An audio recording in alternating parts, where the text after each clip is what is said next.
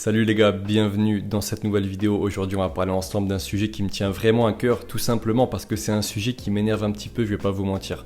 On va parler du fait qu'Mbappé est pour moi trop peu apprécié en France, beaucoup trop jugé pour ce qu'il fait sur et en dehors d'un terrain.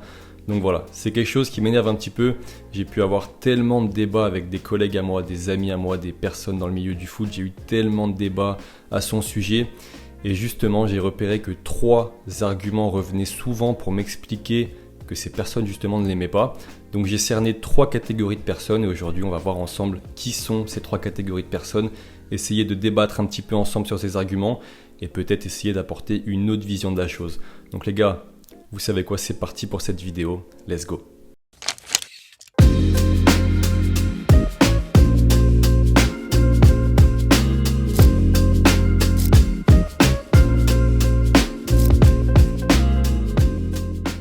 Mais avant de commencer la vidéo, laissez-moi juste vous présenter le nouveau partenaire de la chaîne, les gars. C'est une marque qui est spécialisée dans les équipements de sport, plus particulièrement connue, on va dire, pour leurs chaussettes de performance. D'ailleurs, j'en ai une juste ici, je vais vous présenter ça rapidement après. Mais voilà, un nouveau partenariat avec à la clé un code promo de moins 30% sur tout leur site pour vous, les gars. Moins 30% sur tout leur site. Donc vous savez quoi, je vous mettrai le lien de leur site en description.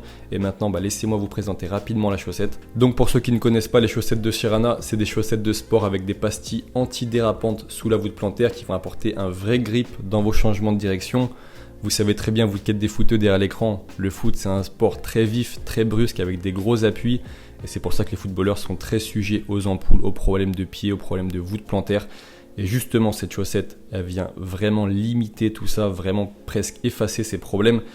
Mais en plus, c'est pas rien parce que les chaussettes de Sherana, elles ont un effet un peu élastique au niveau du mollet, au niveau du coup de pied, qui vont vraiment vous apporter un effet de seconde peau total.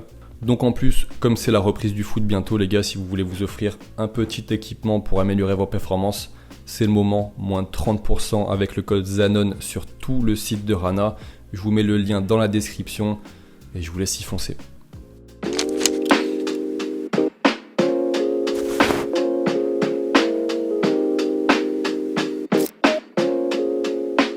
Maintenant, passons au sujet de la vidéo avec cette première catégorie de personnes que j'ai cernées. C'est les gens qui vont me dire « Je n'aime pas Mbappé parce qu'il est arrogant. J'aime pas Mbappé parce qu'il se la raconte. J'aime pas Mbappé parce qu'il est prétentieux. » Donc ça, vraiment, c'est un argument avec lequel j'ai du mal.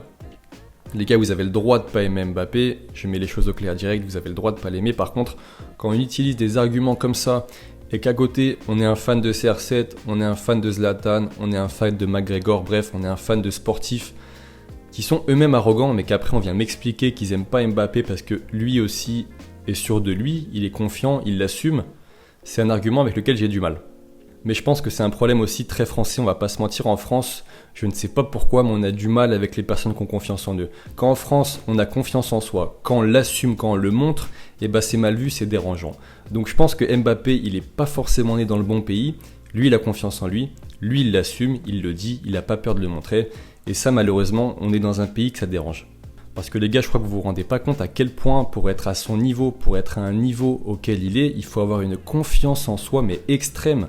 Vous pensez vraiment qu'Mbappé va arriver en conférence de presse, qu'il va arriver sur un terrain de foot en demi-finale de Ligue des Champions et dire je sais pas si on va gagner aujourd'hui, ça va peut-être être compliqué, peut-être qu'on va perdre, j'ai peur de mal jouer. Non, Mbappé, il arrive sur un terrain de foot, il dit ce soir je vais gagner le match, ce soir c'est mon match, c'est moi qui vais gagner.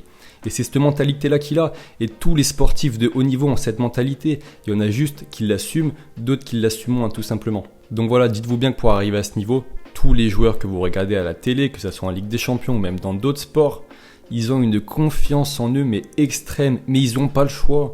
Ils n'ont pas le choix, c'est comme ça. Tu ne peux pas rentrer sur un terrain de sport à très haut niveau et ne pas avoir confiance en toi. Comme je vous l'ai dit, il y en a qui l'assument, qui le montrent ouvertement au monde.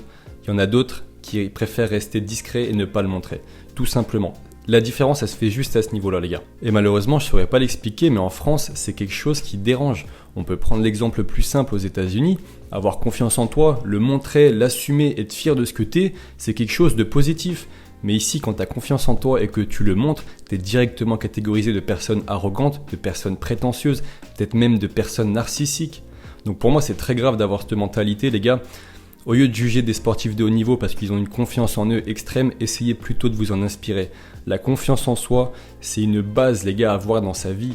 C'est très important d'avoir confiance en soi. Au lieu de les critiquer, de les juger pour ça, essayez plutôt de vous en inspirer sincèrement. C'est un conseil que je vous donne.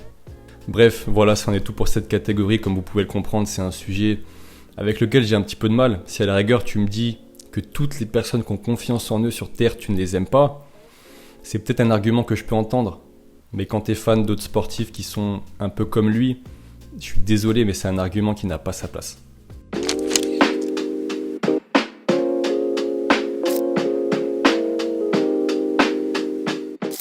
Maintenant, passons à la deuxième catégorie de personnes, c'est les supporters de clubs adverses. Les supporters, que ce soit en Ligue des Champions, de clubs étrangers, Manchester City, le Bayern, le Real, le Barça, la Juventus, voilà, c'est des clubs qui sont en concurrence avec le PSG, ou même tout simplement des gens qui supportent des clubs en Ligue 1. Ça, c'est un argument avec lequel j'ai beaucoup plus de facilité. Je peux comprendre que, par exemple, tu supportes Rennes, Mbappé vient jouer chez toi à domicile, il claque un triplé contre ton club, que ce soit même en Ligue des Champions, qu'il claque un triplé contre le Barça. Je peux comprendre que tu es la mort contre lui quand il fait perdre ton équipe. Ça, c'est quelque chose que je peux totalement comprendre. Par contre, il y a un mais, il y a quelque chose qui me dérange, c'est quand on n'arrive pas à faire la part des choses avec les équipes nationales. Et ça, c'est vraiment quelque chose qui me dérange parce qu'il y a beaucoup de gens qui n'arrivent pas à faire la part des choses, qui restent dans cette mentalité club.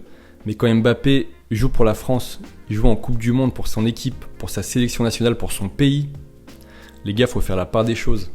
Les sélections nationales, que ce soit la France, peu importe le pays, c'est au-dessus de tout. C'est le Graal pour tout joueur de foot, pour même tout sportif de représenter son pays. Il faut arriver à faire la part des choses. Tu ne peux pas siffler Mbappé quand il rentre sur un terrain avec le maillot du pays. Tu ne peux pas le siffler parce que c'est un joueur du PSG, honnêtement. Et là, je prends l'exemple d'Mbappé avec la France, mais tu peux prendre le même exemple avec Neymar et le Brésil, Messi, l'Argentine, Ronaldo et le Portugal. Il faut arriver à faire la part des choses entre les sélections nationales et les clubs. Je peux très bien comprendre que tu aies la haine contre Mbappé parce qu'il fait perdre ton équipe en Ligue des Champions, il fait perdre ton équipe en Ligue 1. C'est quelque chose que je peux comprendre honnêtement. Moi-même, je suis supporter d'un club. Quand un joueur vient chez moi jouer à domicile et qu'il humilie mon équipe, forcément, je vais avoir un petit peu de mal à l'apprécier derrière. Mais si ce joueur-là représente mon pays quelques mois après, je vais être obligé de l'encourager. Et même si tu as vraiment du mal avec Mbappé, si tu veux pas l'encourager, juste respecte un minimum. Respecte juste un minimum le joueur qui représente ton pays.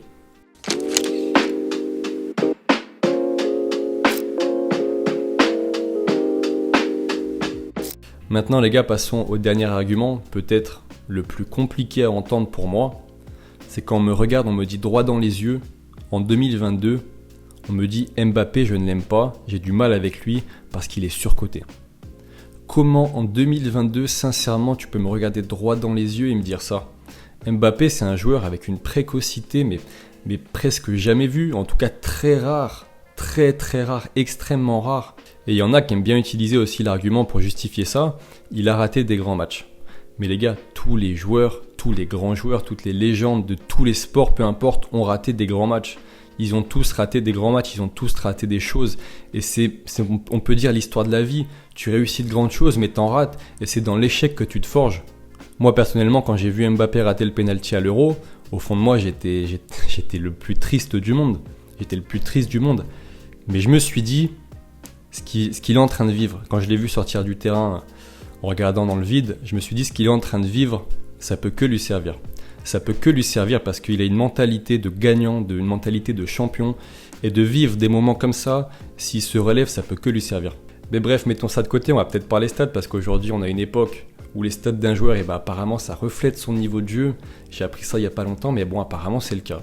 Donc vous savez quoi? Comparez les stats de tous les grands joueurs à son âge et vous allez vous rendre compte qu'il a un niveau très élevé. Rendez-vous compte ce qu'il a fait à seulement 23 ans, tous les titres qu'il a. Donc certes, il n'a pas encore gagné la Ligue des Champions, mais regardez son palmarès de trophées en club, de trophées en sélection avec la France, Coupe du Monde, Trophée des Nations. Et regardez aussi ses distinctions individuelles, son palmarès individuel, tous les trophées qu'il a, toutes les stats, tous les records de stats qu'il a. Et vous allez peut-être aussi comprendre pourquoi, aujourd'hui, en 2022, tu peux pas me dire que Mbappé est surcoté.